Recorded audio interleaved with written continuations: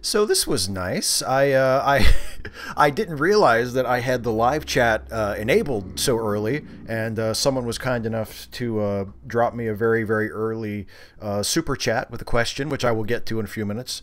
So thank you for that, Samuel. And we got to have a nice little pre-show chat in the chat window. So that was nice. So hi everybody in the live chat that I've just been chatting with, and hi everybody watching, whether you're in the chat or not. I appreciate you being here. As usual, I'm going to dive right into the questions. I'm going to start with questions that were left by my wonderful, amazing Patreon patrons and answer some of those, or answer all of those actually. And then I'll get to that super chat question that Samuel Sturgill left for me at the beginning of the live chat this evening. And then we'll just go from there. So let's jump into the pre-submitted questions from Patreon patrons. The first one is from the Bourgeois Bohemian, who asks, is Star Trek actually not suited for film? As you have stated in your reviews, there's always a returning to form on the heels of a lackluster movie entry. Why the need? Perhaps it is because the characterization within Trek can only be achieved in a television format when a cast has time to generate a rapport.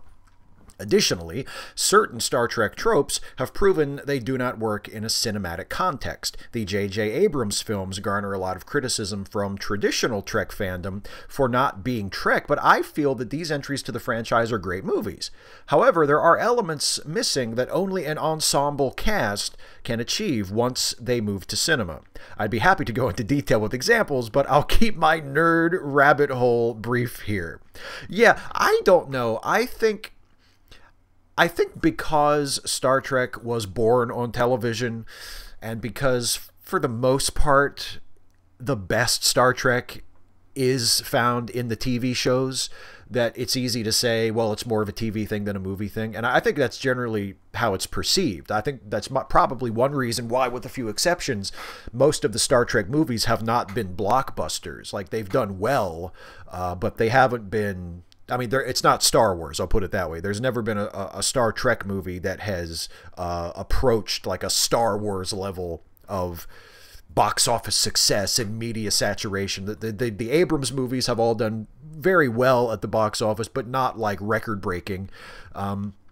Well enough to keep making them, you know, but not like Star Wars good. So I guess it's easy to say that it's more suited to TV, but there's no reason why that has to be. I mean, there have been very good Star Trek movies, both, in my opinion, as someone who enjoys the J.J. Abrams movies as well as the older stuff, and in the opinion of traditionalist Star Trek fans who don't really like the J.J. Abrams movies. But, you know, pretty much every Trek fan loves Star Trek too. I mean, that's almost universally acclaimed. I'm sure you can find somebody who doesn't like it, but generally speaking, people love that movie. Most people like Star Trek 4. I mean, I know there are some hardcore Star Trek fans who maybe don't like it because they think it's a bit too fluffy or whatever, but most people like Star Trek 4. Star Trek 6, I think, is pretty well respected. Star Trek First Contact is pretty popular. There are people who don't like it within the fan base, but most people dig it. So, I mean, there have been Star Trek movies that have been good movies in the opinion of many Star Trek fans, and have also done well at the box office. So it's not like it can't work in a movie. And even the points you bring up in your question about how maybe it would be better if there was an ensemble cast, which I think is especially true for the Next Generation movies, because Next Generation was much more of an ensemble show than classic Trek. It wasn't as much of an ensemble as Deep Space Nine. Like, that was definitely an ensemble show. It would be difficult to do a Deep Space Nine movie and have it feel like Deep Space Nine if it was just like a Captain Sisko movie and all the other characters were forced into the background and just given a couple of lines here and there to give them like a token moment. Next Generation, you could get away with that if the movie was good enough. But even then, it didn't quite feel like the show, because it wasn't just the Captain Picard show. You know, yeah, Captain Picard was the lead character, but all the other characters had their own stories and their own presence and their own place in the show. And you're right, that hasn't really translated to the movies. But there's no reason why you can't make a movie like that. You can make an ensemble movie. I think it's more difficult to sell that to a studio, to say we're going to make a Star Trek movie and it's going to be an ensemble movie. It's not going to be a traditional action movie with a hero and a villain. It's going to be an ensemble movie. It's going to be more like one of the TV show episodes, and we want $100 million or $200 million to make it. I mean, it's difficult to sell that to a studio exec, because they think that everything like that has to be an action movie, and it has to be according to a formula, and otherwise people won't go see it, or people won't care, or people won't know what's going on, or they won't know how to market it, or whatever. So I think those are the things that are standing in the way. There's nothing in terms of the Star Trek concept that prevents it from being used to make good movies, or even good movies that are more reflective of the TV show than the movies have mostly been. It's just a matter of people either not being willing or not being able, because of studio pressure or whatever, to make those kind of movies. But I mean, Star Trek could very much be a movie franchise as well as a TV franchise. There's nothing preventing it. Next is a question from Dr. Babylon. Whenever Millicent says something is a stolen Husky invention, I have to wonder if that's true, or if she is just buying into Husky supremacist propaganda. If humans keep being able to steal Husky technology and research, then Huskies must really suck at counterintelligence. And there has to be Huskies who are willing to sell their secrets to humans.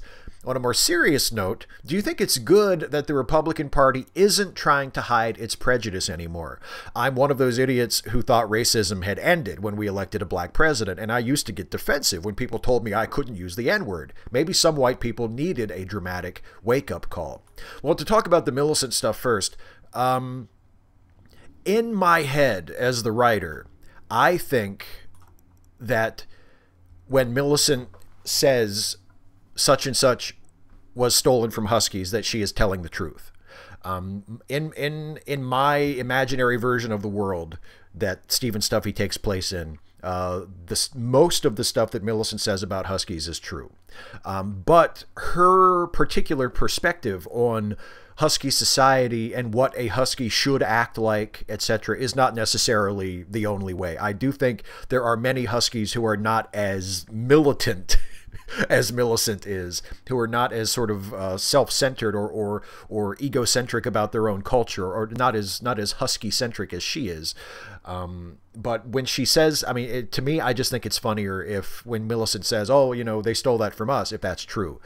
Because some of the more outlandish claims that she's made, I can't remember off the top of my head, I'll have to go back and look at my scripts, but she has said that Huskies have reached technological advances hundreds of years before humans did. And I just think that's hilarious. So that's as far as I go with it. But I think most of the time when she says, oh, humans stole that from us, that she's telling the truth, at least in some way. She's not just completely making it up, and she's not totally delusional. But she has a very pro-Husky bias that colors her worldview in a very, very significant way. As for the Republicans being more open about their racism being a good thing, I think you kind of have to weigh the costs and the benefits.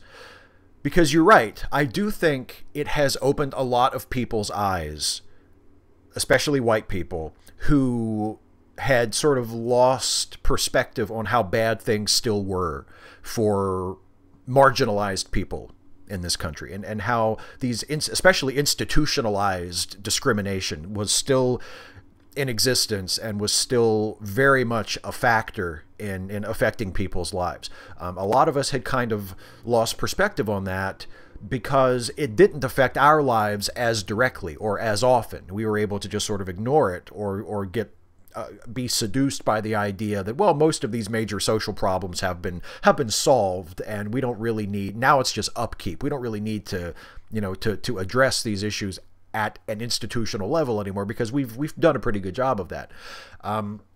That's not true. And because of the Republican Party and Trump being so brazen about it, that has opened a lot of people's eyes, including me. I put myself in that category too. I was someone who, I had a lot of friends who were not white people who, before Trump was elected, who were saying, you're being way too cocky about this. Not just me, but white people in general. Like, you're being way too cocky about this. You're underestimating what this is, and you're looking at this with rose-colored glasses. And I'm telling you, this is going to come back and it's going to bite us all in the ass. And that's what happened.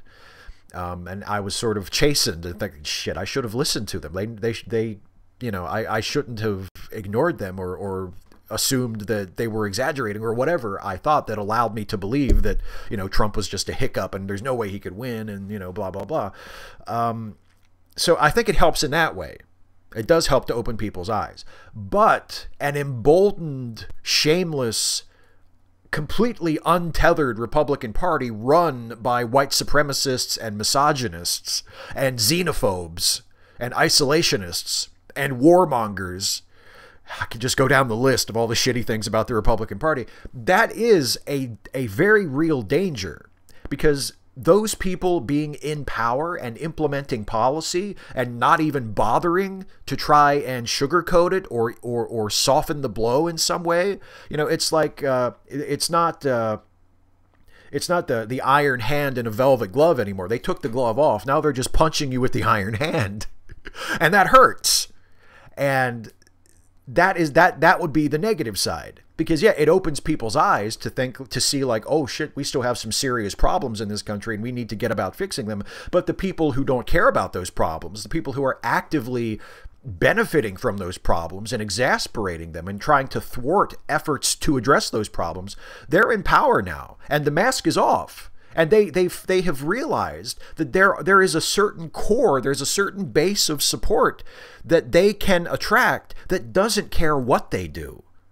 They can do anything. They can be as openly racist and sexist and anti-immigrant and anti-internationalist, and they can be as brazenly awful as they want. And there's a certain group of the voting base that will stick with them no matter what. And that's incredibly dangerous. That is incredibly dangerous. So that's the downside. I think you have to weigh those costs and benefits. And right now, I don't know what side comes up. You know what I mean? I don't know if it's a greater good or a greater bad that the Republicans have become unmasked and are now being more open about what they've always been. I don't know. I hope that it turns out more for the good. I hope in less than a month we see a shift in the midterms in the right direction. I hope that enough people have woken up as a result of this and are now willing to do what is necessary to start to repair it. But we'll see. I mean, that's the thing. We're sort of in this scary moment right now where we don't know. It could be a really good day on election day next month, or it could be a really, really horrible day. We'll just have to wait and see and do what we can to make it a good day. You know. Next question from John Brockman. Of course, he gives me some math. 3x to the second power minus 5x plus 2 equals 0. What does x equal? Also, Trump, worst president ever or worst American ever? Well, first of all, x equals 1, I believe, and I didn't do that in my head just now. I'm terrible at math. I cheated. I used an algebra calculator, which they have online now. Just Google algebra calculator. There's multiple websites where it's just like a web form. You type in your algebraic equation, and it'll solve it for you, and it'll even go through the steps of how you solve it, so you know how you get, you know, solve for x. And I used it a few months ago for something. And then I've used it occasionally here and there since then. And I can't help but chuckle because, you know, when I was in math class in high school, when we were taking algebra, we would always say, you know, well, when are we ever going to use this in real life? You know, there's calculators now. We don't need to know this. We don't need to be able to do algebra in our heads or know how to write an equation or whatever. And it's mostly because we didn't want to do the work and it sucked and it was hard. But the teacher would always say, well, you can't do everything with a calculator. And now, yes, you can. Yes, you can. They have algebra calculators now. They probably had them back then, too. I just didn't know about it. Or I didn't know how to use that fucking graphing calculator with like 2,500 buttons on it. But yeah, so anyway, that's, yeah. X equals 1 in John's equation there. And also Trump, worst president ever or worst American ever. I'll say worst president. Unfortunately, as an American, he's not that atypical. And that gives me a great deal of shame to say that, but I think that's true. I don't think we can afford to look at Trump as an aberration or as an example of America at its absolute worst as a unique individual. I mean, he is a representation of America at its worst, but he represents a lot of people. There are a lot of people like Trump with his attitudes, with his ignorance, his proud, like, you know, arrogant ignorance, his feeling that he's the smartest guy in the room, even though he has no expertise to speak of in anything. There are a lot of people like Trump. There are a lot of Americans like Trump. So I don't think we can say Trump is the worst American ever. The only difference between him and all those other shitty people is that he got himself elected president. So no, I'm not comfortable saying he's the worst American ever. There's just too many other people like him, and probably people a lot worse than him. Oh, definitely there are people a lot worse than him. But worst president ever? Shit, yes. Yeah, come on. I think history will make that decision. It'll be historians arguing over second place. I think in 50 or 100 years, worst American president, everybody's going to be like, okay, well that's Trump, so let's talk about number 2. I don't see how it's going to turn out any other way. Even if we impeach him tomorrow, it's just an embarrassment. He's embarrassingly bad.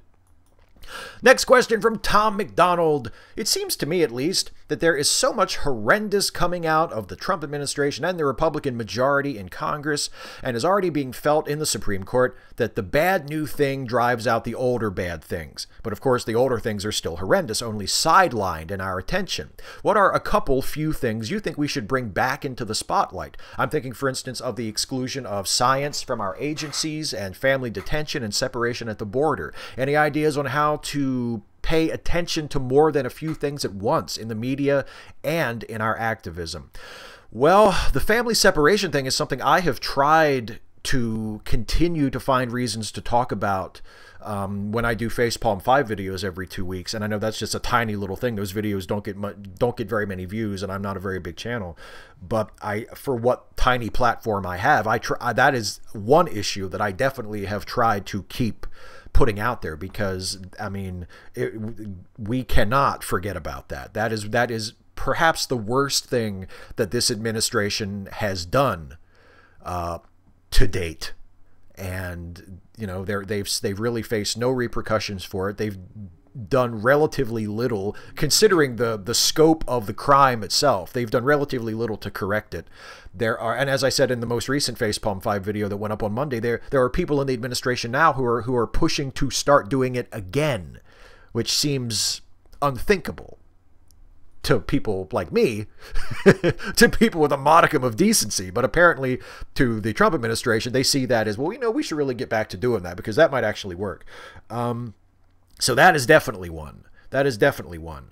The fact that Trump's tariffs are costing thousands of American jobs, the fact that Trump openly lies about benefits to the economy that are resulting from his policies. He says that they are opening new steel plants.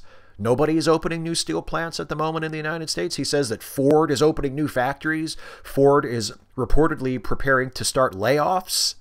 He just lies. He just comes out and openly lies about factual things, about not just a matter of opinion or a matter of perspective or whatever, or he's exaggerating, or he's just making a joke, or the excuses that people make for him. He's saying things as though they are factual that are provably false. And it gets almost no attention because it's always the next thing. It's like a Gish Gallop. It's the Gish Gallop presidency. Except instead of making outrageous arguments, he's just doing outrageous things. I think John Oliver called it the bed of nails principle. You know, there's just so much shit that none of it actually gets through. Every individual nail is dangerous, but there are so many of them out there that none of them actually get through. So yeah, those two issues I think are just the two that come off the top of my head, and the two that kind of gall me the most. But there are so many. I mean, there are so many. The tax evasion thing that the New York Times reported on, that everybody just kind of missed because it was in the middle of the Kavanaugh thing. Everybody was focused on the Kavanaugh thing, and rightly so, because the Kavanaugh thing is a travesty that, if he is allowed to remain on the court, will affect this country for the worse for a generation or more. But that diverted people's attention away from the fact that the New York Times found evidence that Trump, who said, oh, I only got $1 million loan from my father, and other than that, I'm a self-made man, and actually he received over $400 million from his father over the years, most of which was gotten to him through fraudulent tax evasion schemes. And that seems to me like that should be a presidency sinking scandal for most people. Most presidents, if that came out, that would be a threat to their presidency. But for Trump, it's just another story that we hear about and we think, oh, geez, what an asshole. Figures, and then we move on to the next thing. It's a very dangerous thing. I think to the other part of your question, how do we keep paying attention? How do we focus on two things at once? I mean, it's just vigilance. You just have to pay attention. You have to read the newspaper. You know, when a story pops up on Twitter that somebody has shared, assuming it's from a reputable source, I mean, you have to read it. You have to watch. You have to listen. You have to pay attention. You have to keep up on things. It's exhausting because there's so much. But I think that's the only way. And if you have a platform, you have to use your voice and use your platform to make sure that your audience knows about this stuff too. And other than that, I mean, there's not much else you can do, but that's something you definitely have to do. Keep it in front of people. Keep people's attention on it. Don't let people forget about this stuff, which is incredibly easy to do, given how much, just the torrent of bullshit that is rushing out of the White House on a daily basis. Next question is from Dave Edwards. Whatever happened to the 60s? Make love, not war. Mother Earth news. Save the planet. Turn on, tune in, drop out generation. Did they all become investment bankers? It's really sad to see how things have changed since then. Or has activism just gotten focused on the wrong things? No, I don't think it's gotten focused on the wrong things. I do think, I mean, isn't that kind of, wasn't that sort of the yuppie phenomenon? That people who were hippies in the 60s grew up and became yuppies in the 80s. The people who were protesting the Vietnam War in the 60s and 70s and in the 80s, they were investment bankers. I don't know. I think part of it is people growing up, becoming adults, realizing that our society imposes a great deal of pressure and responsibility on them. You know, you have to pay your bills. You have to make money. There's this huge pressure that is put on people, you know, from the time before they're old enough even to work and earn money, that you have to have a job, you have to work, you have to make money, you have to provide for your family. That is your number one purpose in life. And so I think a lot of those people who were protesting in the 60s, who were the flower children, who were wanting to make love, not war, who had this idealistic view to make the world a better place, they became disillusioned with that when they realized that after they got out of college or after they grew up and started families, that there were all these very mundane but very real pressures that they had to deal with. And I think they just sort of, like, the activism became something that they did when they were young, when they had the luxury to do it, and now they have bills to pay. And it's sad. You know, it's sad that more of that wasn't extended or passed on to their children. But there are still activists. It's not as though activism went away. There are still people of that generation who now today are older people, and people who are my age and people who are younger than me, who devote a great deal of their lives to activism in all kinds of areas, in civil rights, in anti-war and environmentalism, in women's rights and LGBTQ rights and immigrant rights. And there are all kinds of areas where people spend a great deal of time and energy doing very good work and very necessary work and helping a lot of people by pursuing activism. So I don't want to put, I mean, it's easy to look at things now and see how bad things are and think like, oh, if only we had a little bit of the spirit of the 60s. But, you know, in the 60s, even though a lot was changed and a lot was accomplished, there was also a lot left undone too. I mean, it's never over.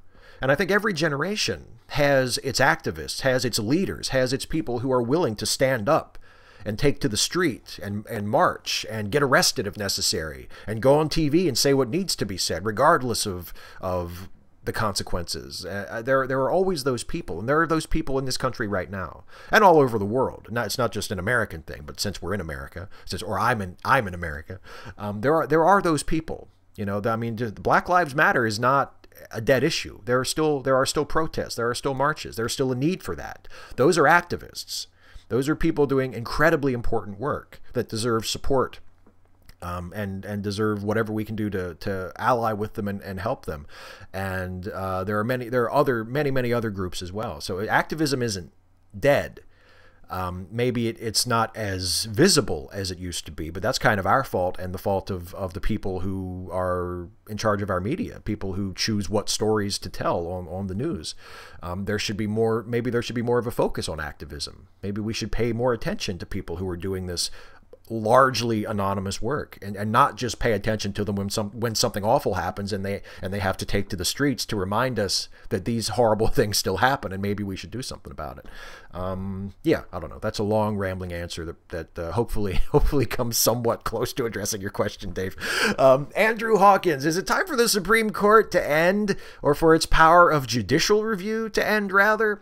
If you have studied American jurisprudence at all, you would know that judicial review is mentioned nowhere in the Constitution, which has very little to say about the judiciary. It was established early on in the ruling for Marbury versus Madison and almost ended in the 1930s when the court was continually striking down New Deal-related policies. FDR and his congressional majority finally threatened to defy the court's rulings, and the court backed off. I've been turning this over in my head ever since the whole Kavanaugh fiasco. On the one hand, it would be awful for reproductive rights and anti-discrimination policy in many states, which is why I think upending all of American legal precedent is what groups like the Federalist Society actually want, or at least would be content with. But can we really continue to have effective governance held hostage by 9 lifetime appointed and heretofore unaccountable judges?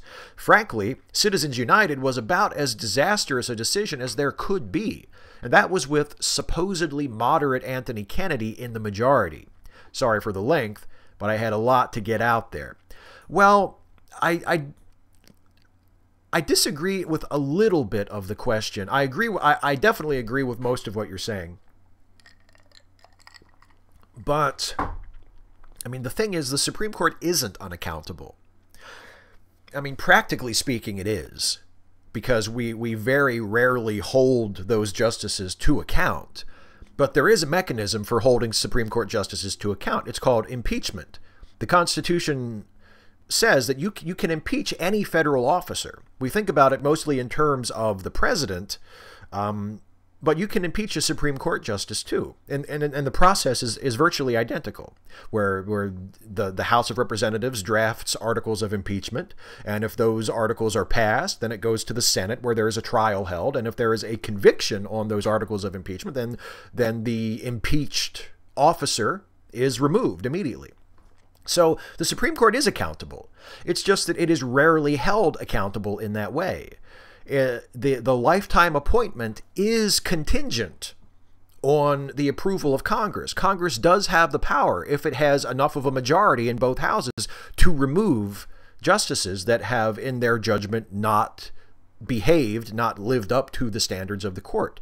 So I don't think we need to get rid of judicial review. I don't think we need to radically reevaluate the role of the Supreme Court in our legal system. I think a good first step would be to begin exercising the oversight that Congress has always had and has rarely ever actually exercised. In terms of the Supreme Court, the only Supreme Court justice ever impeached, and I only know this because I looked it up for a video I did in the wake of the Kavanaugh thing a couple weeks ago, the only Supreme Court justice ever impeached was Samuel Chase, and that was back in, what was it, 1802, I think? 1802, 1804. It was during the Jefferson administration. It was 1804, I believe. It was during the Jefferson administration. He was impeached, but much like the presidents that have been impeached, he was not actually removed. He was impeached, but not convicted, so he remained a Supreme Court justice. And one of the reasons he was impeached was because there was a perception among many people that his rulings had become too blatantly political, that he was no longer an impartial, above-the-fray jurist, that he was taking sides in political matters or for political purposes. And I mean, there you go. You know, like and here we are. So I think instead of saying maybe we should change the way the court operates, we should say, how about we elect members of Congress and senators and push them and pressure them and make sure they know they have the will of the people behind them to hold Supreme Court justices accountable when they act in ways that are unbecoming of the court, or when they make rulings that are not in line with the court's mission of being an impartial arbiter of the law. Next question is from the Woken Cthulhu, Hugh, aka Neo-Normie Puffet. Is it wrong to think the world would be better off if democratic process was dropped for a scientific approach to dealing with climate change. I've been pro the voting process for years, but the structural defect is people don't keep promises, especially about dealing with reality. The stark fear that the transatlantic gyrus is no longer forming properly, making the eastern seaboard of the United States and the western coasts of the EU and UK with extremes of weather, such as hurricanes and in the UK, unprecedented drops in temperature. Should democracy take the bench till climate change is dealt with, as it is the #1 danger to all humanity? Well, there are all these like provocative. I love that I have such radicals in my audience now. I blame some random geek for that. He has polluted my audience with radicals, but I think it's great. I don't think it's necessary to say we should suspend democracy in favor of science. I think this is part of what we get when we feel entitled to ignore science, because democracy is perfectly capable of dealing with climate change, or at least of taking measures to do something about it. The science is there. The science is, while not indisputable, very, very, very well established, to the point that very, very few scientists dispute that global warming is happening and that it is due, at least in very large part, to human activity. Those are not remotely controversial positions in the scientific community. So we ignore that. We pretend that that isn't real at our own peril. And the institutions of democracy are being operated by people who feel entitled to ignore science, either because they don't really think it, they don't believe it, they don't think it's real, they don't trust the science, or they do, but they don't think it's as bad as people say it is. So I think the solution is to empower more scientifically literate people, to elect more people who are scientifically literate, either scientists themselves or science educated, or at least lay people in terms of science who are more respectful of science, who are more willing to defer to the scientific consensus on issues like this. Elect them to public office and allow them to make the decisions. Because if that were the case, if there were more people who respected science and who deferred to the scientific consensus on these matters, it would not be such a struggle to get governments to say we should really take serious, decisive action against climate change. This is a big deal. This is extremely dangerous. This is the #1 threat in the world to humanity right now, and we really should be doing something about this. That should not be a difficult question to ask. That should not be a difficult thing to get action on, given the stakes and given how well established the threat is. It shouldn't be this hard. The reason it is this hard is because the people in power are people who either don't believe the science or don't care, are unable to grasp or unwilling to confront the seriousness of the issue and the seriousness of the response that is warranted. And I think the way you fix that is not necessarily by suspending democracy in this area, but by putting democracy in the hands of people who know better. And again, that's a very simplistic and very naive thing to say. But, you know, that's why I'm hosting a live stream on YouTube, but I'm not in any position to do anything about this stuff. Okay, here we go. Some random geek. Some random geek says, can everyone be truly free to pursue what skills they want to learn and or what they could be good at, their passion under the current economic system of late-stage neoliberalism capitalism? Remember Samuel back on the November 17 Patreon hangout. He asks us if he should go back to college to be an artist or a video game concept artist. Joe correctly asked, can you pay your rent? Doesn't the fact that many of us need to pay rent and food and many other things prevent us from pursuing our passions? How many people don't pursue what they could be good at because that field doesn't pay well or doesn't pay enough for rent and bills? I love acting myself, but I like to eat. Not just art, also engineering, medicine, science, research, psychology. Many of us around the world are not in the position to be able to go to college to find out what it is we are good at. Or they have to work 2 jobs just to pay the bills. And those that can work are lucky enough to do that. Those that can't work because of lack of available jobs or disability are fucked and have to resort to e-begging. I know 5 people online that are asking for generous donations for various different reasons. I'm financially helping a close friend out right now, bi-monthly, and happy to do so because she doesn't earn enough and or receive enough money for the care she needs and her daughter needs. The system is failing them. And that does not even consider the 3 million that die each day from preventable diseases around the world. But all those vaccines cost money. Ugh, capitalism. The system is failing most of humanity. Anyway, what can we do to fix the system? Or what is a better economic system we can move towards in order for everyone to be happy, healthy, and pursue their passions? And what do we need to do to move towards that better economic system? Thoughts?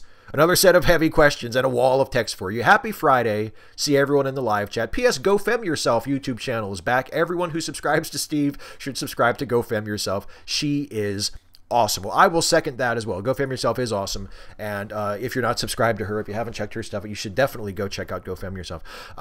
As for the wall of text in the question,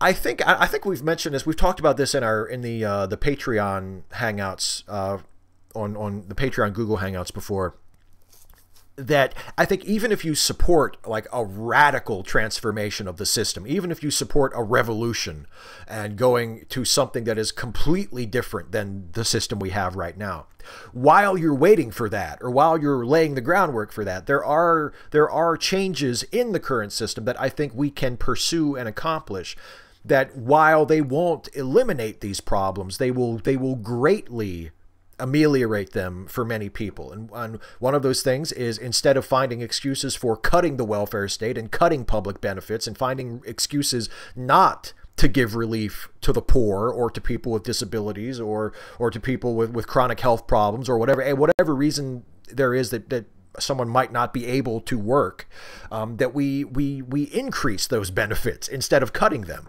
which has been the trend for the last 40 years. Let's find reasons to cut entitlements. You know, we have to cut entitlements. They're dragging us down. Instead of that, I think we should be taking a more compassionate view and saying, if people need a hand, we need to give them a hand, and we need to stop being dicks about it and making them feel bad. If you can't afford to eat, then there's no reason why in a society as wealthy as ours that should ever be the case.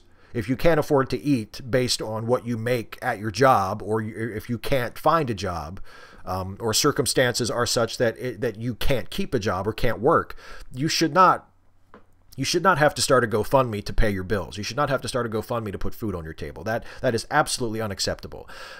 Something like some form of universal basic income would be a good thing that would free people up, that would give people at least a more sturdy floor to stand on. It would raise them up a little bit. So, okay, I have a guaranteed amount every month or every year, or however you decide to do it, of universal basic income that everybody gets. So you can pay your bills, you can put food on the table, you can see to your basic needs being met. And then everything that you earn on top of that from your job or from your whatever you do, is in addition to that, you know. But take care of basic needs first. And you're right, it absolutely breaks my heart when I think about it, how many people are unable to pursue what they really want because it doesn't pay the bills. There are people in my family, there are people who are friends of mine who I've known for years, who wind up working jobs that they don't necessarily hate. They're able to do it and their life isn't miserable, but it's not what they really want to do. Their passion is music, you know. Their passion is writing. Their passion is something that was deemed insufficiently commercial, so they couldn't study it in college. Or yeah, they studied it in college, but they couldn't. They didn't feel like they could step out and take a career and pursue a career in it.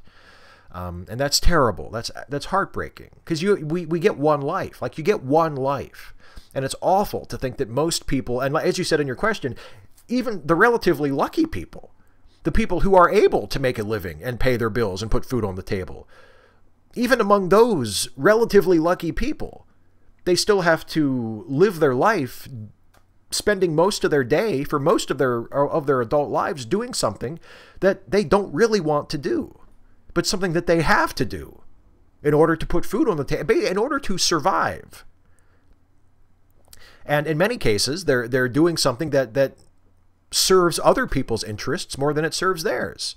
You know, there are people, other people who benefit from a greater proportion of their labor than they actually do. And that's a horrible system. It's a horrible, inhuman system.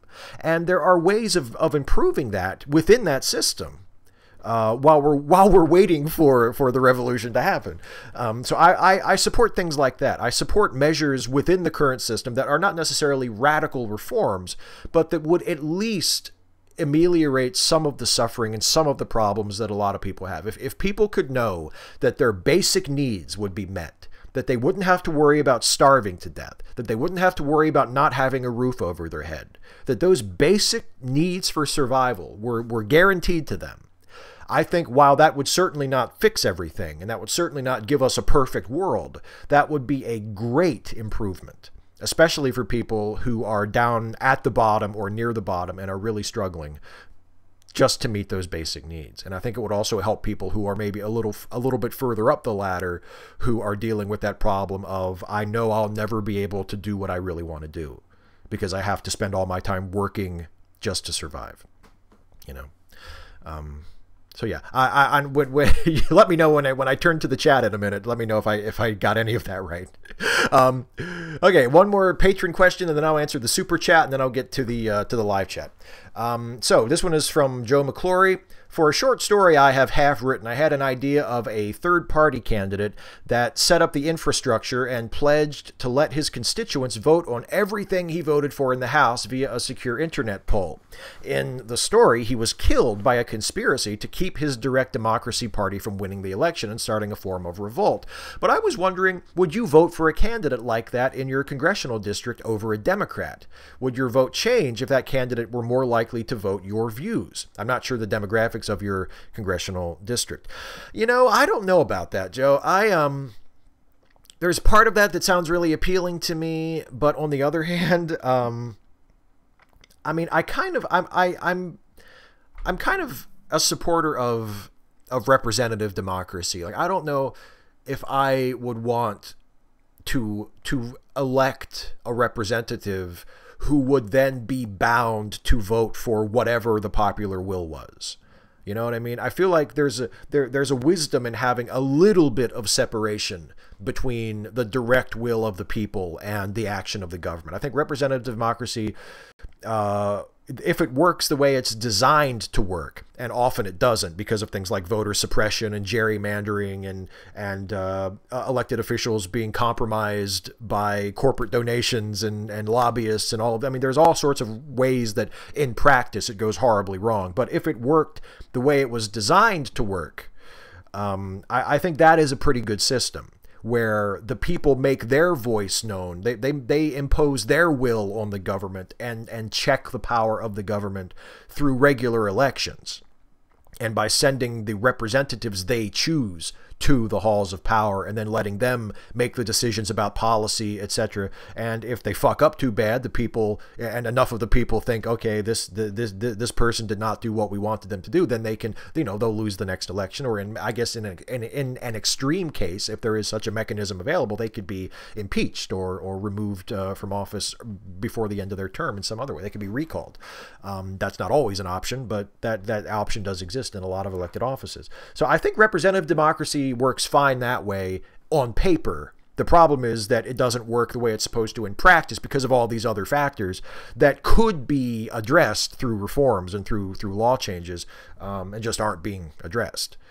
So I don't know if I would like the direct democracy candidate. I don't know if I would vote for someone who said, look, I promise I will take a poll before every vote, and I will vote for whatever the majority of you want. I don't know if that's not really the way. I mean, I know we're only talking about one representative, instead of like the whole. You're not proposing turning all of Congress over to a popularity poll or to a direct vote. But I don't know.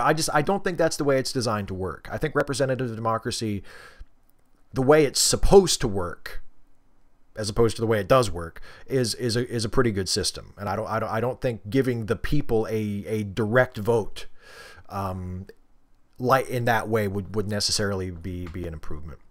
And finally, this is the super chat that I got at the very beginning, actually about 40 minutes before the show started. Samuel Sturgill showed up in the super chat and made a very nice donation through super chat, and then asked this question. Steve, what are your views on the Southern Baptist Convention? When I was there, they believed that the Bible is literally true, and some of them could be abusive at times and even racist. You don't say. The Southern Baptists? I'm somewhat familiar with the Southern Baptists. I was never a member of them. I was never close to anyone who was, like, you know, closely affiliated with them. But yeah, they're a very, very large. They represent a very large chunk of American Christianity, American Protestantism anyway. And yeah, I don't have too much good to say about them. The way you describe them is pretty much what my impression of them has been. That they're socially and politically they're very backwards and very sort of, they lean to the right, and they're anti-gay, anti-trans. They're not super they're not really big fans of social justice or social progress. And yeah, I don't really have that fond of a view of the Southern Baptists. No, not really. All right, so I know it's taken a long time. There were a lot of patron questions to get through, but I will now turn back to the live chat and chat with you guys, you folks, I should say, in the live chat for a little bit, and then I'll come back and answer some questions from comments on the last video, and then we'll do a lightning round and we'll wrap this all up. So yeah. Oh boy, first question I see is from Radical Bacon. I know where Pat Robertson's house is. Should I get a posse and egg his home on Halloween? You should. I will not tell you to do that. And I don't think you should say you're going to do that in a forum such as this. I will say, if some anonymous stranger happened to egg Pat Robertson, I can't believe people don't do that anyway. I mean, does he have like a big estate? He must have an estate with like a fence around it or something, because how can his house not get egged every year? I mean, come on. Probably what would happen is you would show up at Pat's house with your egging gear, with your egging kit, and there would be a line. There'd just be people lined up down the block to get their shot at Pat's house. So, you know. Here's one from Tony Blakeway. By the way, I'll just mention, I try to say this every time just in case, so there's no misunderstanding. Oh, he lives on the Regent University campus. That makes sense. Just so if you ask a question in the live chat and I don't answer it, it's probably because I just didn't see it, because even with slow mode on, the chat goes by really fast. So if you asked a question, you know, it's nothing personal necessarily. And usually when I go back to the chat, I try to look at just what's in front of me. So Tony Blakeway says, "Hey Steve, follow up from the last Ask Away I got to listen to and meet his rawness and said hi for you. What an awesome speaker is." Well, that's awesome. I was wondering about that actually, because I saw Aaron and Lalandra posting pictures from their trip, and I was wondering if you got to meet him, because I remember you mentioned it before. Yeah, Aaron is great, and so is Lalandra. Lalandra, I think I've only actually gotten to meet her once. She was at PastaCon, the Pennsylvania State Atheist Humanist Conference. I think not the last one, but the one before the last one. So like 3 or 4 years ago now. I think that was the first time I met Aaron, and that was the first time I met her. And she's just awesome. Like, she's awesome. And so is Aaron. Aaron is great. And I also met him briefly at the last Reason rally. We got to spend a few minutes together and chat. And yeah, Aaron is a great guy. Aaron is a really, really good guy.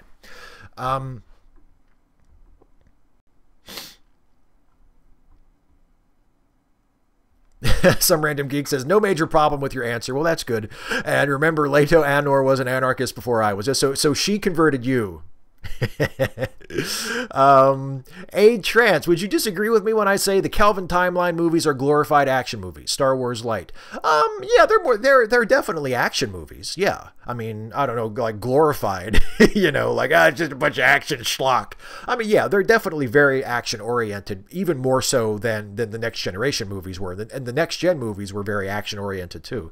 So yeah, yeah, you're right. And I think part of that is what I was saying about earlier in the answer to the question a while ago about, you know, is Star Trek more suited to TV or movies? The movies, especially the Kelvin timeline movies, they view them as they have to be action movies. There has to be Captain Kirk, and there has to be a villain, and it's Kirk versus villain, and that's just the way it has to be. And there's no reason they couldn't break out of that mold and do some different things. They just don't, for whatever reason. They don't think that that's commercially viable, or they just don't want to. But as I've said before, I enjoy the Kelvin Timeline movies. I don't think they necessarily represent Star Trek at its very best, or Star Trek as I would prefer it if I were writing it. But I enjoy the Kelvin Timeline movies. Especially, I thought Star Trek Beyond was terrific. Will McAlpin, does DC's grim tone reflect society, or does it help to lead it into cynicism? It's probably both.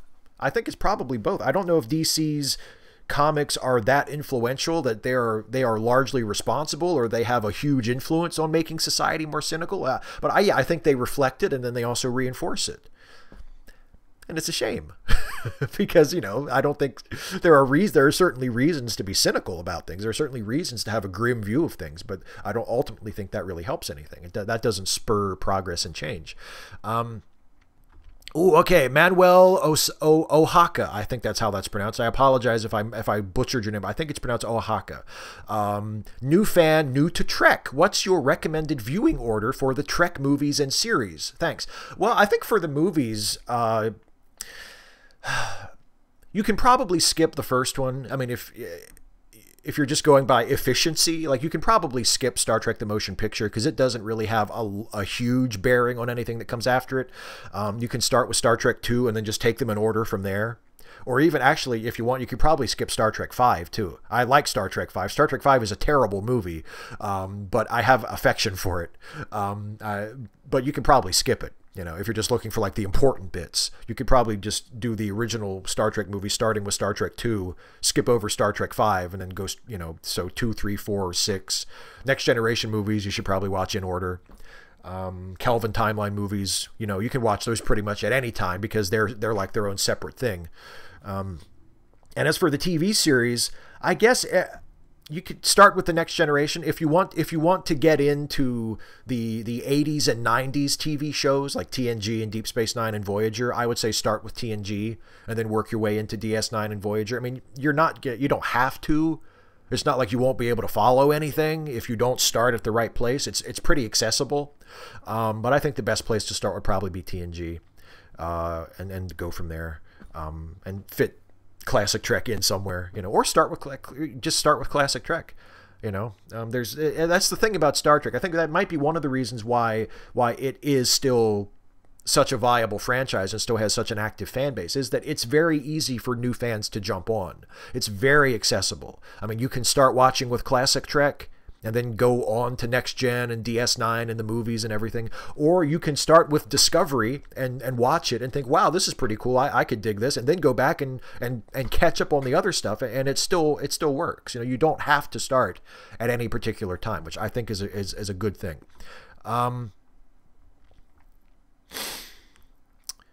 Liam Foley says, I wonder if there have been presidents who were as boorish as Trump just before the media age.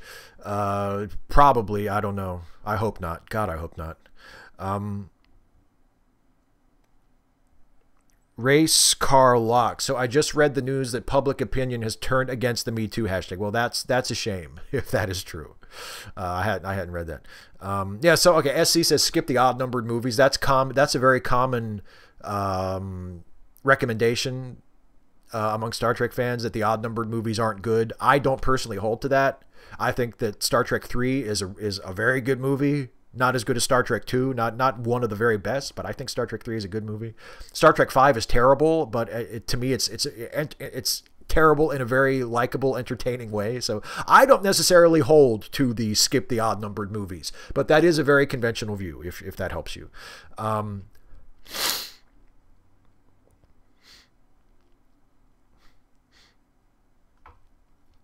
A Trance asked earlier, the pre-show, what is this, WWE? Oh God, no, because I would not accept an invitation from the government of Saudi Arabia to run a show to basically be an extended 4-hour commercial for them, unlike WWE.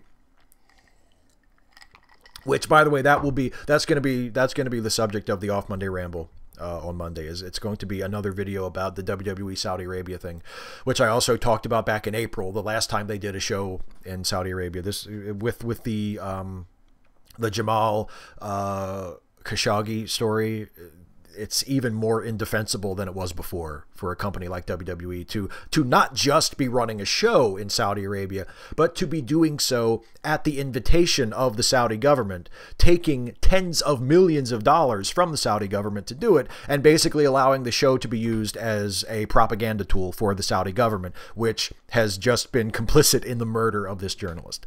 It's utterly unacceptable and inexcusable. So that will be the subject of the Off Monday Ramble.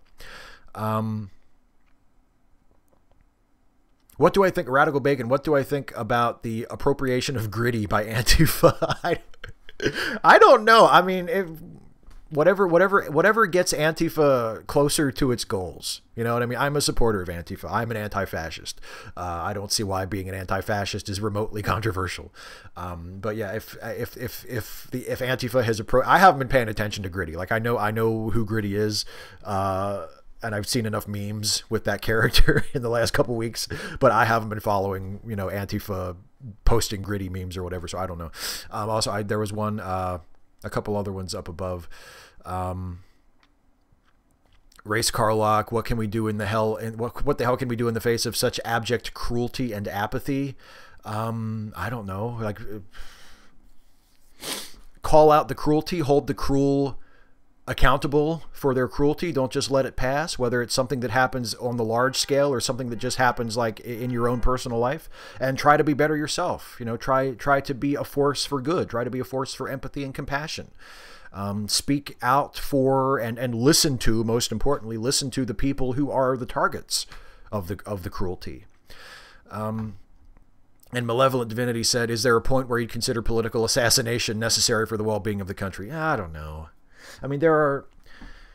I don't know. I don't think I can say that. There are enough legitimate mechanisms if we bother to use them to remove dangerous political figures. I don't know if we necessarily need to start endorsing assassination. But check back with me after the election.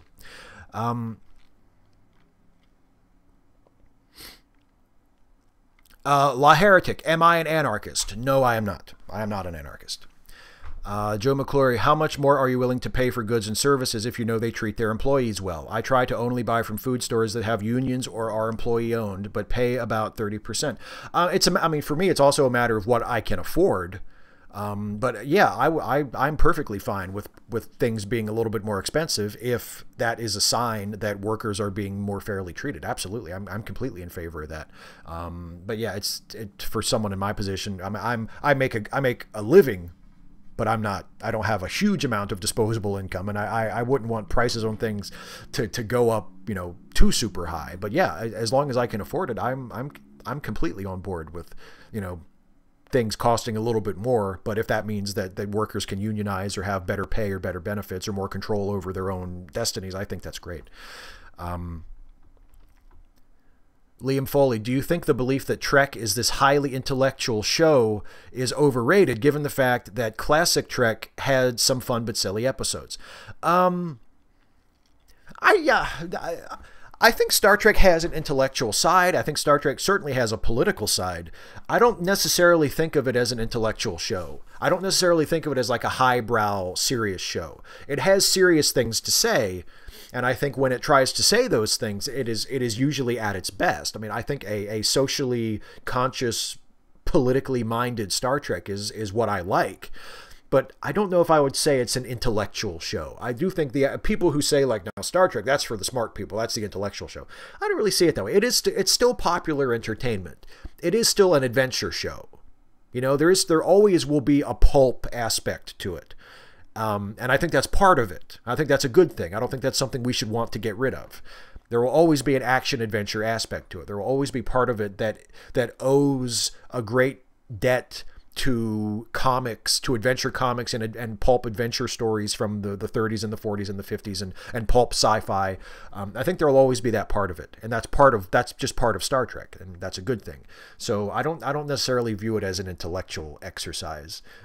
More intellectual than Star Wars, sure, because Star Wars is almost, I mean, Star Wars has political stuff too. It's just more of a pure action-adventure show, action-adventure franchise than Star Trek. But Star Trek is still predominantly sort of a pulpy show. So I don't think of it as a highly intellectual show.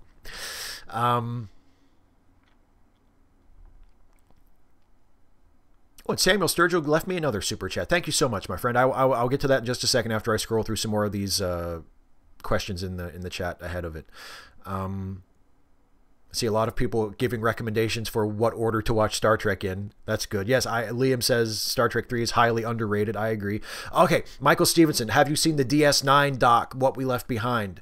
I have not seen it. I pre-ordered the Blu-ray, the DVD Blu-ray combo as a part of the fundraiser. So whenever I get my copy, I will watch it. I have no idea what the schedule is. I don't know when they're sending those out. I think on the website they say just very generally sometime in late 2018. So I guess in the next 2 months, hopefully, if they're on schedule. But no, I have not seen it. I know it has played a couple places at conventions. I think, yeah, they just played it in the UK just the last couple of days. I think, yeah, at Destination Star Trek. And the people I've seen who have seen it say it's great, but those are Star Trek fans talking. So, I mean, I think most Star Trek fans who see it are probably going to like it because it's made for us, especially if you're a Deep Space Nine person like I am. But yeah, I'm really, really looking forward to it, but I have not seen it yet. I pre-ordered my copy, and hopefully it'll be here before too long.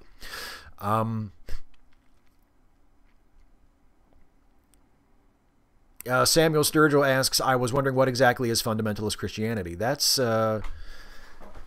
I guess it's a matter of definition. I would say fundamentalist Christianity is Christianity that is built on the premise that they are interpreting the Bible literally, and they are practicing Christianity in a very basic, fundamental way, where their interpretation is not straying too far from the original intent of the authors of the Bible.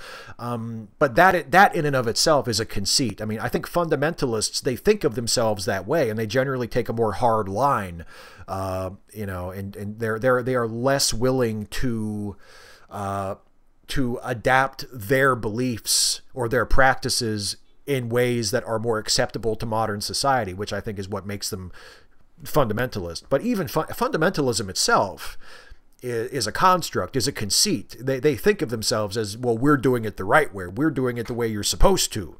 No, not necessarily. I mean, it's all a matter of interpretation. There's no reason to think that a fundamentalist Christian is a more authentic Christian than a more liberal or progressive or moderate Christian. But that's how they see it. That's how the fundamentalists see it. So that's what I would say a fundamentalist is. A fundamentalist is someone who makes an attempt and who sees their faith as closer to the original version of Christianity, closer to the literal meaning and the literal will, I guess, the directives of the Bible. Miles Mulholland, Steve, love you guys work on Ensign's log. Thank you. Are you hoping to do all 3 seasons or just season 1? No, we're doing, okay. Jason and I plan to do the Ensign's log for the rest of our lives, or however long it takes to do everything. We are at the very least, we are going to be doing all 3 seasons of Classic Trek. That's just a given. We're definitely doing that. After that, we haven't quite decided what comes next. We might do the animated series, or we might just jump straight to the Next Generation. But we are definitely going to be doing all of Classic Trek, and then when that's done, at some point, we are going to continue, and we're going to do Next Generation as well. And I think Jason even has a few ideas for how our characters will be able to make the leap from Classic Trek to Next Generation. We've already talked about it, even though we are years and years and years away from that. We've already got a basic idea of how we're going to get to. But yeah, we plan on doing on going as far as we can with it, because we love doing it. It's so much fun to do, and it's like our dream project for both of us. And you know, we really enjoy collaborating and working together, and I think we work very well together as a team. So yeah, we're gonna do Ensign's log well beyond season 1. Yeah, well beyond season 1. Allergies or sick? Do I sound? I guess maybe I sound a little stuffy. Yeah, I guess I have been sniffing a little bit. I guess allergies, but it's not real bad. I feel good actually. But thank you for asking. Okay, and here's Samuel Sturgill's super chat. Again, thank you very much. Steve, I heard that in ancient times, the ancients believed that their dreams were their God's way of speaking to them. So in a way, they weren't always just making crap up, or were they? You know what? That's a good. I mean, I guess in a sense, if it's your dreams, I mean, it's still a product of your brain. So you're still making stuff up. You're just not making stuff up consciously, which I think is an important distinction that we can make. It's not as though the people who are inventing religions are sitting down going, and now I will make up a shameless scam that will bilk people out of their money and convince them that I'm a prophet. You know, that's probably what Joseph Smith did, but it's not necessarily what everybody did. They could have just had a really, really powerful dream, and they thought, whoa, what a crazy dream I just had. That was probably God speaking to me. I must tell people about this. And then it just sort of snowballs from there. So I think that's a really good point. Yeah, they weren't necessarily... If people did feel that their dreams were speaking to them, were a way of God or the gods communicating with them, and then that was translated into beliefs or practices or eventually what became religions, they weren't willfully making it up, but it was still being made up somewhere in their brain. You know, so it's not exactly what the religions represent it as, but it's not exactly like it's not necessarily a willful hoax either.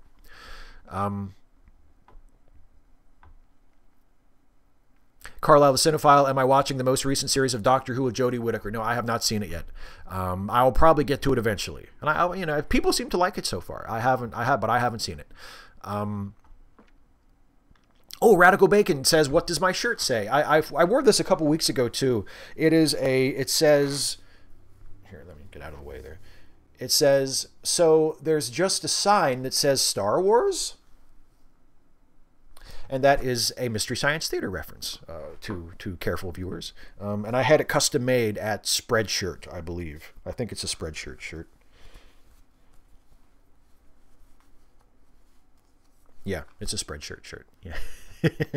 Yeah, I had it custom made because I always loved that moment. It's from the episode Laser Blast of Mystery Science Theater, where the guy has like an alien weapon on his hand that transforms him into like a green skin monster, and he can blow stuff up with it. And he's hitching a ride with a hippie in a van, and he sees a roadside, just a little billboard, like a tiny, like this, like a 5-foot wide billboard, and it just says Star Wars. It doesn't say, playing in a theater near you or coming soon. It just, the movie was made in the late 70s when Star Wars was out, and it's just a sign that says Star Wars, and the dude shoots it and blows it up. I guess, a statement from the filmmakers. Fuck Star Wars. It's not gonna turn into anything. So yeah. And Mike on the Mystery Science Theater soundtrack says, so there's just a sign that says Star Wars? Hence the shirt.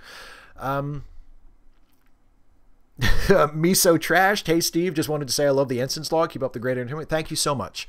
Will, have a good night. Thanks for stopping by. Don't work too hard tomorrow.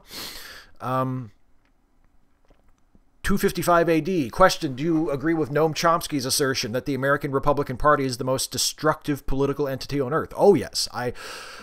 It's at least the most destructive political entity in the West. And since it wields a lot of power in the West, it also has a lot of power to cause destruction in parts of the world, in other parts of the world. So, I mean, if you look at it that way, yeah, I think you would almost have to call it the most destructive political party in the world, because not only is it destroying things here, but it has a great deal of influence politically, which is contributing to the West also being a negative force in the rest of the world, particularly the United States being a negative force in the rest of the world. So yeah, I think that's at least a reasonable opinion to have. Yes, absolutely. Race Car Lock, can we eventually hear more of your Star Trek fan fiction? I want to hear what happens to the gas planet beings. You know what? I'll tell you what. I do have ideas for other Star Trek fanfics that I may or may not write at some point in the future and share with you all. I was very, very humbled by the response to the Stargazers story. I'm glad that people who read it really liked it. I personally, I think it turned out pretty good.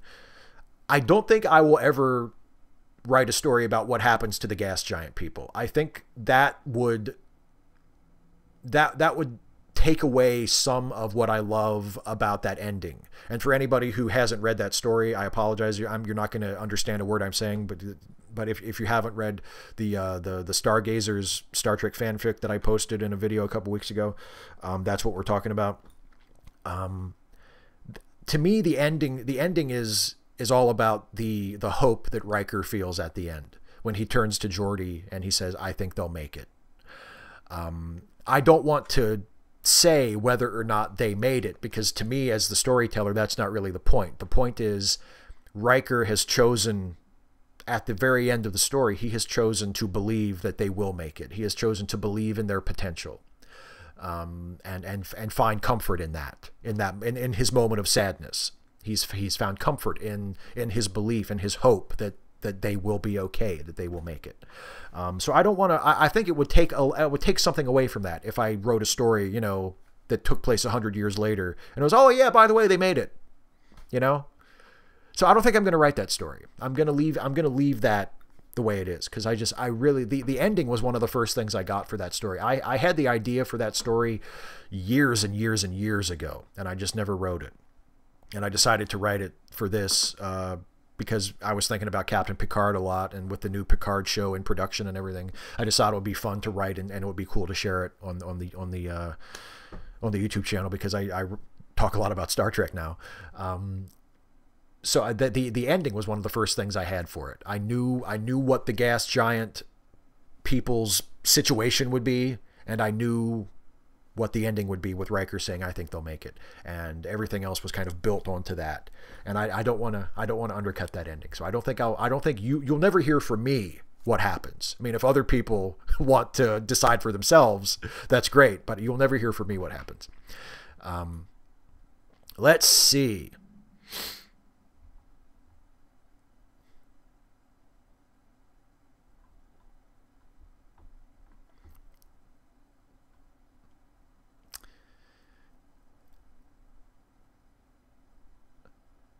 Okay, I'm going to answer this. There's a Star Trek question that Joe asked, and I apologize because I know I'm skipping like a lot of people's questions that came later in the chat. I'll try to go back and catch up if I can.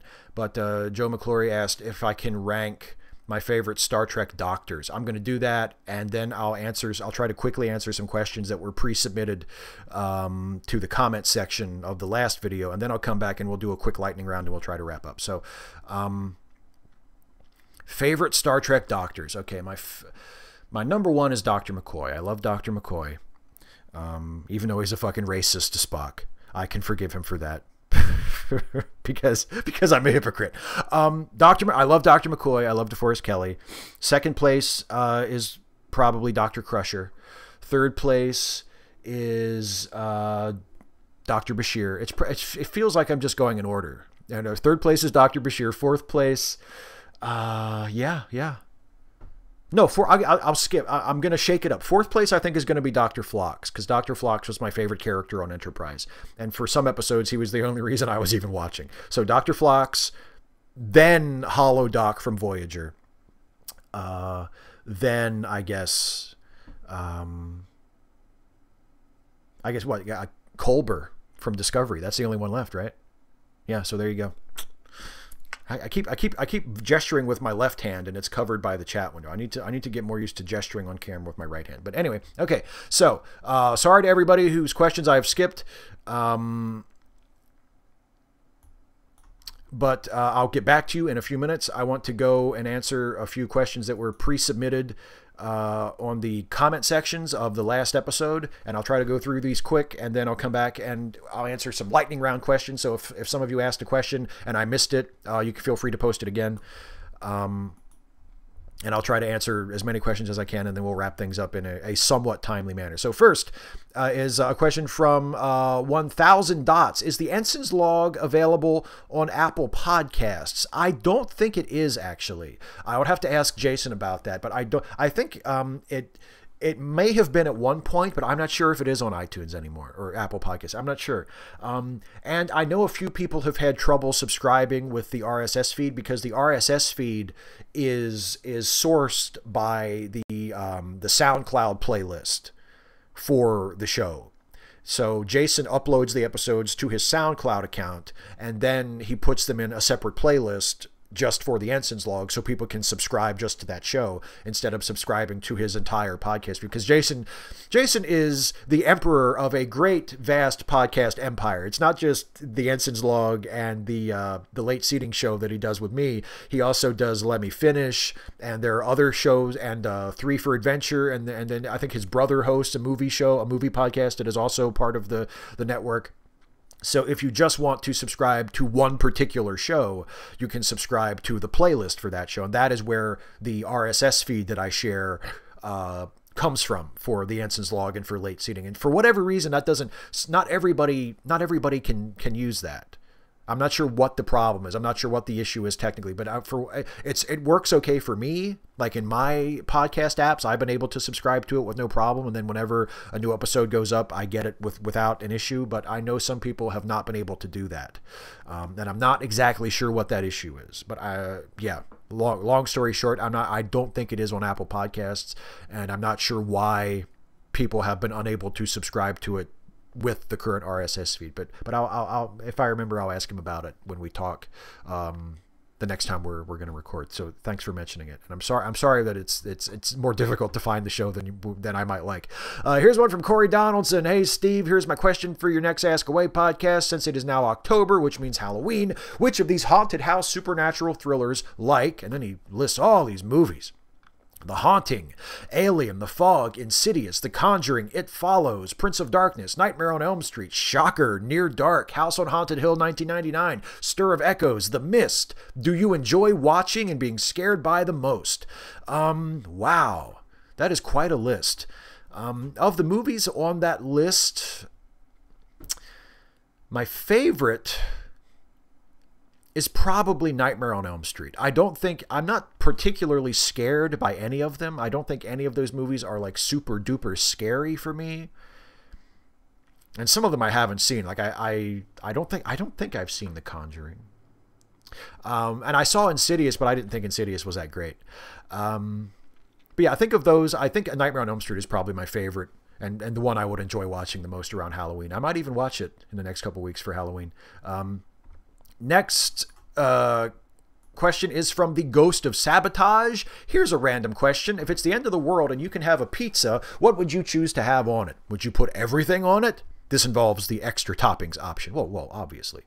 I would probably, if it's the end of the world and I'm expecting to die anyway, I think that would be a good enough excuse to have a cheat day for my vegetarianism, and I would just go with my classic pizza toppings of pepperoni and sausage and mushrooms and extra cheese and maybe some green peppers or something, or some red onions, and just go for that, because that's a hell of a pizza right there.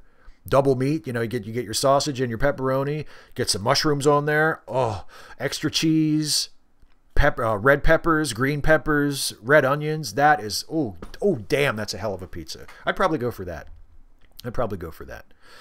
Fairly typical, but that's me. I'm a fairly typical sort of fella.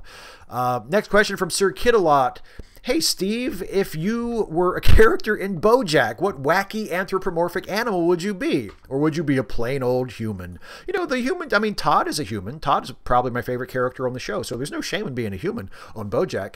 I'd probably be a dog. I'd like to be a dog, if I were a character in BoJack. That's what I'll go with. I'll go with dog.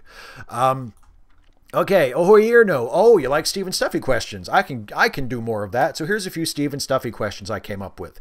Will Geoff ever come back? How old is he? Because I hope for people like him to change when they grow up. Also, 6 minutes before you dropped the quote in the last episode. That wasn't a coincidence, right? You might want to look into Kika Bears, which are teddy bears that support a children with cancer charity in Holland. Would be great product placement and awareness raising tool. I have plenty. I can have one delivered if you want. Okay, I've never heard of Kika Bears. I will look into that. But as for Geoff came back in the episode of Steve and Stuffy that dropped today. In a way, he had a Skype conversation with Stuffy. So yes, Geoff will probably not be back this season as a regular, but he will continue to appear from time to time. He will pop up and his presence will be felt, let's just say, in future episodes. As for how old he is, I see him as being, he's the human equivalent of maybe someone in his early 20s. Chronological age, it doesn't really mean a whole lot because I've always been very vague about the ages of the animals. Like I remember I put in a joke in a couple months ago in an episode where I asked Toby Benson how old he is, and he says, "I don't fucking know." So I kind of keep their chronological ages a little vague because they all seem to be adults, you know, like in human terms, but they remember things through like a typical human lifespan. But you know, a dog doesn't live 30 or 40 years. So I keep that very vague. And in the case of Prospector Jones, I've kind of turned it into a little bit of a joke where Prospector refers to things happening in his lifetime just an impossible number of years ago, like that no living creature other than maybe a giant tortoise would be able to remember. And I put that in as just sort of a joke that Prospector is impossibly old. But yeah, I would say Joff is in the range of a very young adult in his early 20s. And I'm not sure what you're referring to as far as the 6 minutes before I dropped the quote in the last episodes. If you want to clarify that, you can feel free to do that. But I'm not sure exactly what you're referring to as far as that goes. And last question, and then I'll go back to the live chat and we'll do a lightning round to finish up with. From Johnny the Wolf. Johnny says, "Hey Steve, a couple months ago you talked about a dream you had where Donald Trump was a donut shop owner. Do you plan on doing something with the character in the near future?" No, I do not. In fact, if I keep having dreams about Donald Trump, what I plan on doing is making an appointment with a psychotherapist. Because I think that would be a very healthy thing for me to do, to seek professional help if I keep dreaming about Donald Trump, which I am not, and I haven't. That dream I mentioned in an episode a couple months ago about Trump owning the donut shop, which I completely had forgotten about until that question. That is the only Trump dream I have had. So hopefully there will not be more. I'm really, really crossing my fingers that there won't be any more Trump dreams, because it is not pleasant to have Donald Trump in your dreams. Believe me, it is not pleasant at all.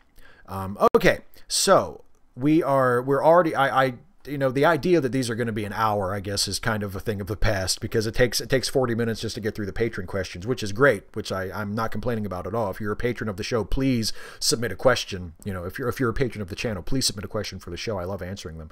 But it just takes a little bit longer than an hour to do everything. So I am going to institute lightning round protocol, and let me make it official here. Just a second.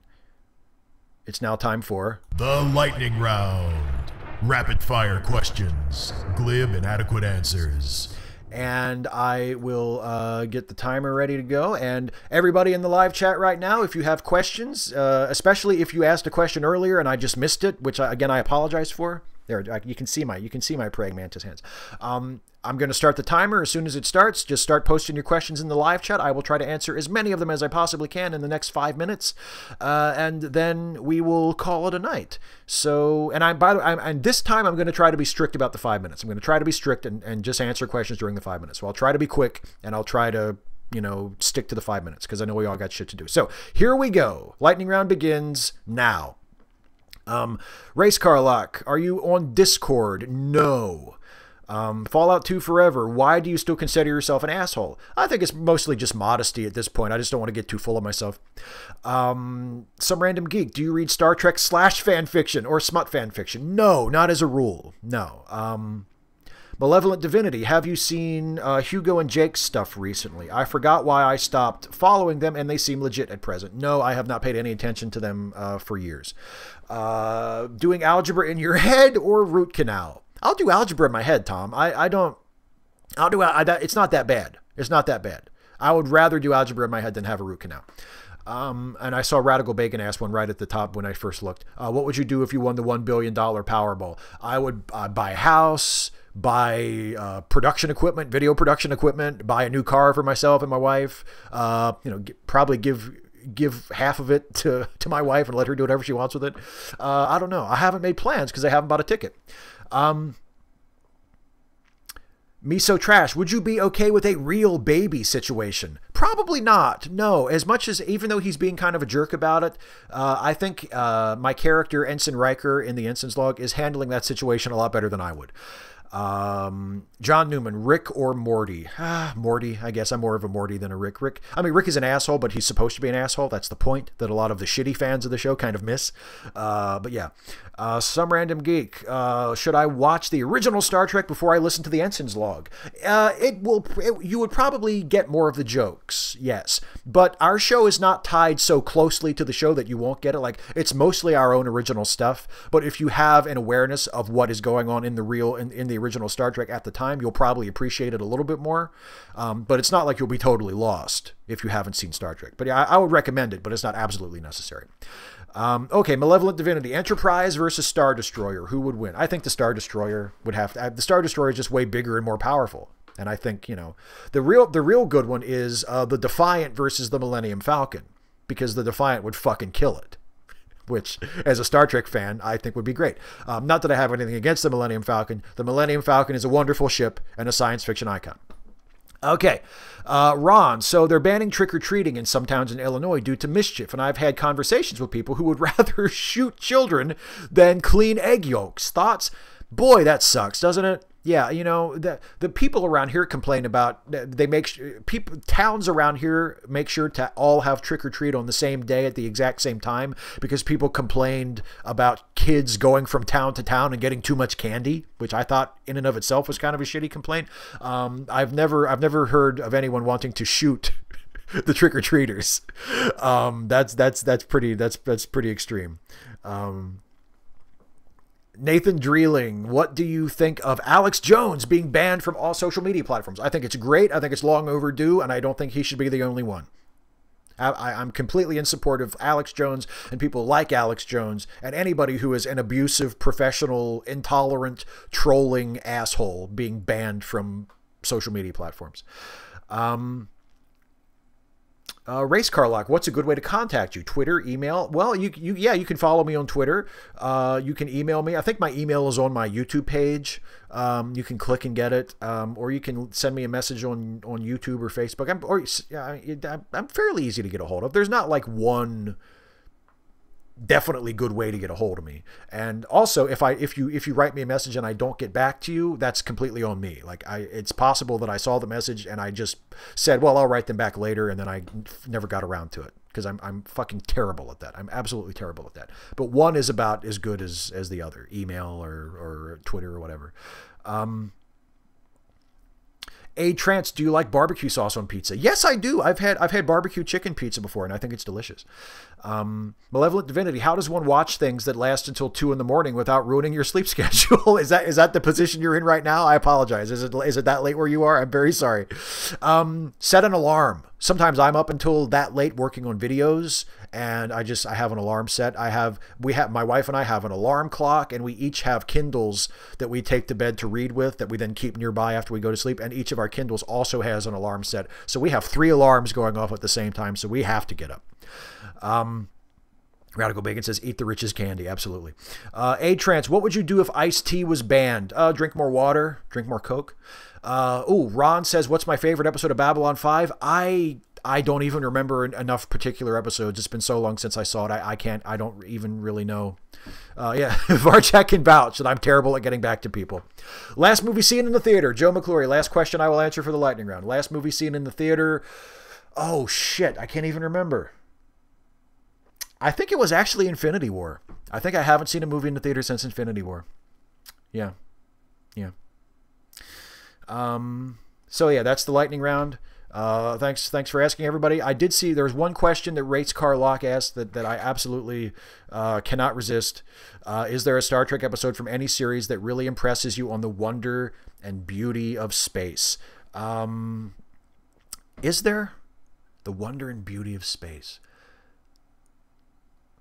Maybe it's not like a very good episode, but the episode from the first season, the first episode with the Traveler, where the Enterprise is flung into a completely different galaxy. I think they actually traveled to the Triangulum Galaxy, which is so cool. And it's obviously a one-time thing, but there's something about that episode where they travel they're flung through some, you know, preposterous means completely out of the galaxy, and they wind up, you know, tens and tens of thousands or millions even of light years away, and they end up in the Triangulum galaxy. And that's really cool. That's kind of a wondrous, like, wow, that's so cool. Yeah, probably that one if I have to think off the top of my head. All right, so I am going to wrap this up now because we're at 90 minutes almost at this point. So I know some of you who have stayed with me this whole time. Thank you so much. Probably have other things you want to go do, and I have other things I need to do too. I have videos to make and so forth. So thank you all so much for watching. I want to remind you, as I always do at the end here, that not only am I a YouTuber, but as has been mentioned a few times by people who are good enough to I just saw the Miss Lords in the chat saying thanks for all the shows. Well, you're very welcome. It's my pleasure. I'm glad you appreciate it. I also am the co-host of a couple of podcasts in addition to the YouTube stuff, and a few of you are good enough to listen to them.